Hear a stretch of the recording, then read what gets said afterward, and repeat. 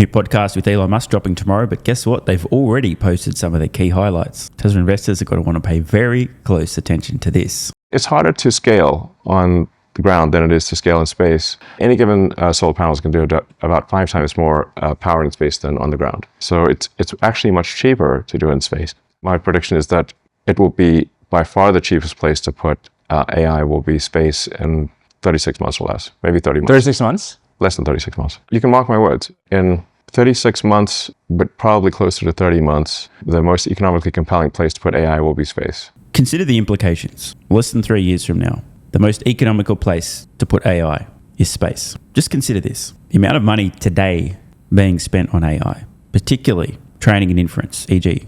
on the AI computers, is, no pun intended, astronomical. And it's increasing for obvious reasons. The capabilities of AI are currently exploding.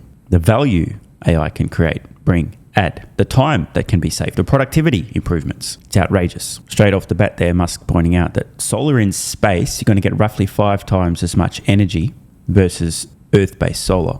Now, part of that obviously because there's no atmospheric interference, but also presumably because space-based solar can be receiving sunlight essentially 24/7, as opposed to being on a rotating planet, which has night. So you get a huge amount of bang for your buck on the solar.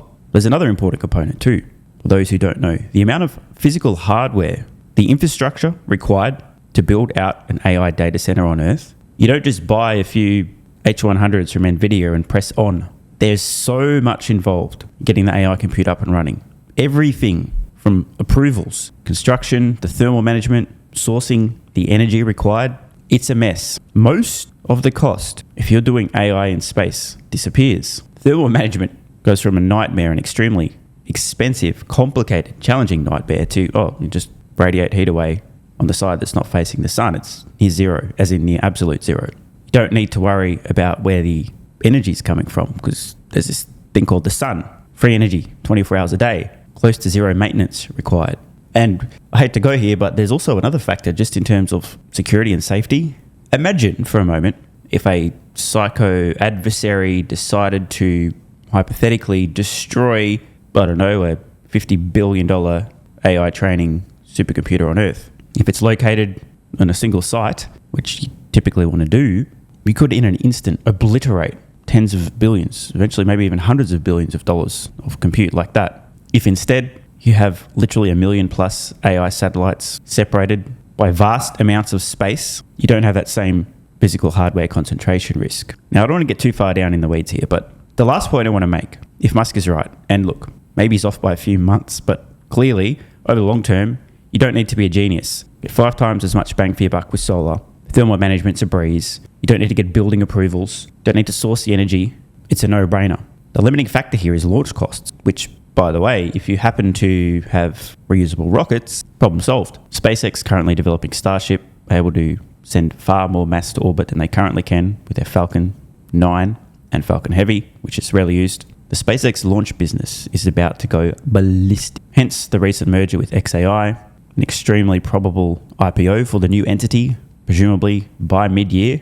And again, for the Tesla investors out there, I think it's a long shot. It's possible that somehow SpaceX could end up getting folded into Tesla. But again, as much as retail investors would likely support this, the mechanics and the actual bar required for investor turnout and approval is astronomical. So don't count on it, although I'd love to see it happen.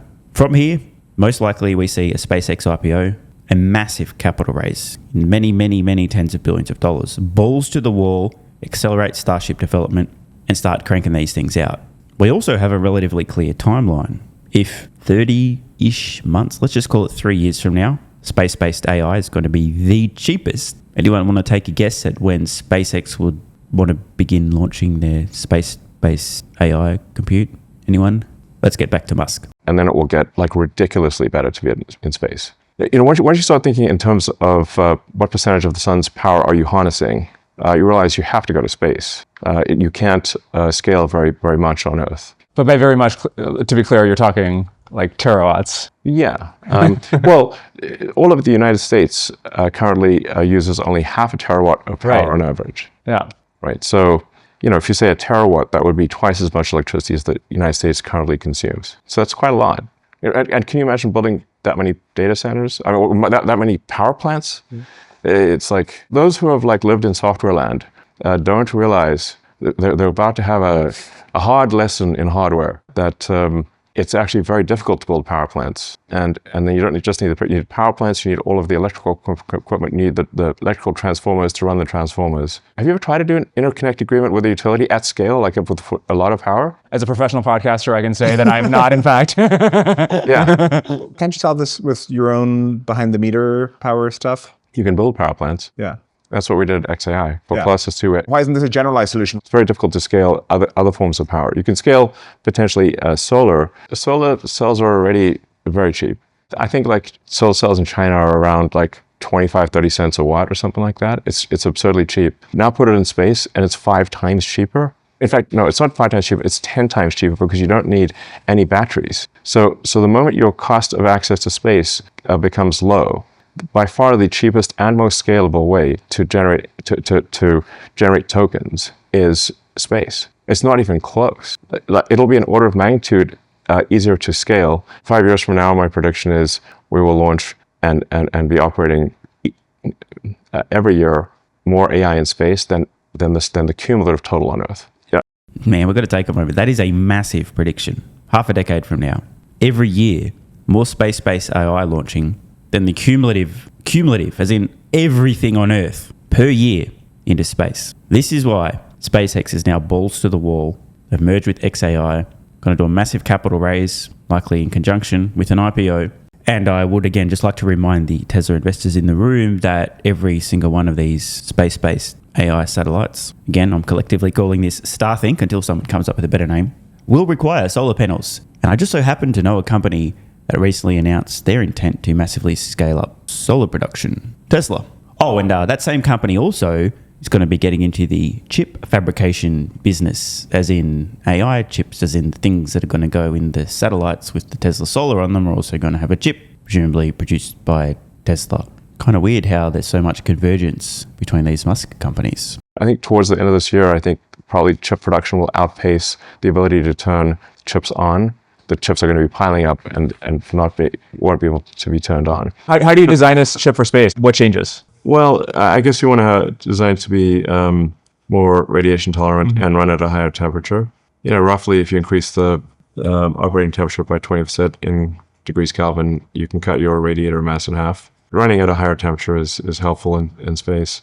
There's various things you can do for shielding the memory but like neural nets are going to be very resilient to bit flips. Yeah. So like most of what happens for radiation is like random bit flips. But like if you've got like, you know, a multi-trillion parameter model and you get a few bit flips, it doesn't matter. Like heuristic programs are going to be much more sensitive to bit flips than some giant parameter file. I'm very curious how somebody like gets started. This is like the most complicated thing man has ever made. And obviously, like, if anybody's up to the task, you're up to the task. Like, so you realize it's a bottleneck and you go to your engineers and like, what is the next, like, what do you tell them to do? I want 1 million wafers a month in 2030. What is the next, like, what do you... That's right. Do you like call ASML? Like, what is the next... That's what I want. What is the next step? That's so much to ask. Well, we make a little fab and see what happens. Make our mistakes at a small scale and then make a big one. Is a little fab done, or is it? No, it's not done. Okay. People would. They're not going to keep that cat in the bag. That cat's going to come out of the bag real. There'll be like drones hovering over the bloody thing. You know, you'll be able to like, see its construction progress on X, right? You know, in real time. Hilarious and true. The scale of what's about to happen is, it's truly outrageous. Still trying to get my head around it.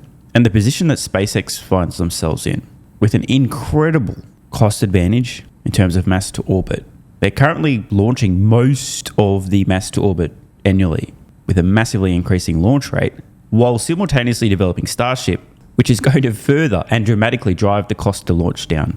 And thanks to Starlink, SpaceX is currently printing crazy profits, billions and billions and billions of dollars piling up. It's not going to be enough. They're going to need to raise capital, sure, but they are in such an incredible position. And in the worst case scenario, from a self-interested Tesla investors' point of view, SpaceX, by the way, just to be clear, has already sought approval from the FCC to launch 1 million of these AI satellites. And by the way, that's for starters. At the very least, Tesla is going to have an incredible customer for the next few decades, buying metric fuck tons of solar and AI chips. I haven't heard too many people talking about this, but the scale of what SpaceX is going to be doing, the amount of revenue this will generate for Tesla. If we simply think about the amount of solar being produced, Tesla's producing the solar for the AI satellites, plus the chips. This in and of itself will be completely transformative for Tesla's business. And that, like I said, is the worst case scenario for a self-interested Tesla investor. The best case scenario, SpaceX gets folded into Tesla. Now, there's a fairly compelling case for this to happen, even though, as I've said, it's a long shot. The odds of this getting approved, far less than a coin toss. If you want to see my exact estimates, I'll be posting an exclusive Patreon video in the next day or two, so check it out. Join Patreon,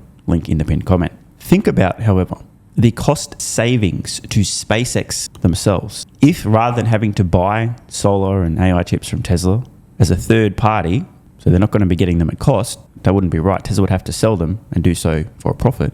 If instead SpaceX and Tesla become one, now suddenly the hardware can be produced at cost, saving SpaceX billions of dollars every year, compounding to tens of billions of dollars per year, potentially even more than that over the long term. In conclusion, regardless of exactly how this plays out, it's incredible news for Tesla investors. P.S. Grab your popcorn, ladies and gentlemen. This is going to be something to behold. Want more content? Early access? Bunch of perks? Click the links in the pinned comment. AG1 has been part of my daily health protocol for almost half a decade. It's packed full of vitamins and minerals and helps me fill in nutritional gaps while supporting energy, digestion, and immune function. It also has prebiotics and probiotics to promote gut health. I take my health very seriously, and so should you. Try AG1 today by visiting drinkag1.com/SMR or click the link in the pinned comment and enjoy a free welcome kit with vitamin D3 plus K2 and AG1 travel packs. That's drinkag1.com/SMR.